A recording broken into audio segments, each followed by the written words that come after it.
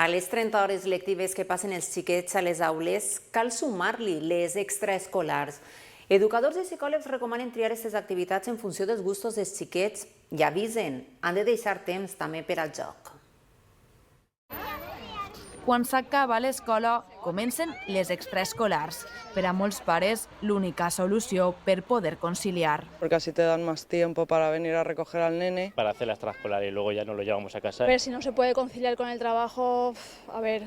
Però cal tindre cura. El factor descans és fonamental per a un servei que està en desenvolupament. L'excés d'hores extraescolars poden ser perjudicials per als xiquets. Entre una o dos actividades extraescolares serían lo ideal para no sobreexceder al menor y sobre todo para encontrar ese equilibrio con la parte lectiva. Ara anem a fer la nostra màscara de Picasso. S'aconsella un màxim de 5 hores a la setmana i elegir una extraescolar acadèmica i una altra lúdica.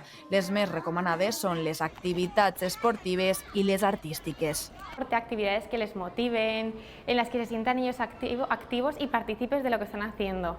Y sobre todo que descubran. Pensamos que si estás dentro de un aula durante muchas horas, pues también viene bien airearse, correr, desfogarse, de conocer otros deportes y también ayuda a lo social. Però cada xiquet té la seva preferida. Teatro, robótica y si se puede estudio dirigido. Cocina. Els col·legis intenten dissenyar activitats acorde als gustos dels alumnes i a les demandes dels pares. Lo que más demanda a los padres es, por ejemplo, el inglés, eso todos lo sabemos.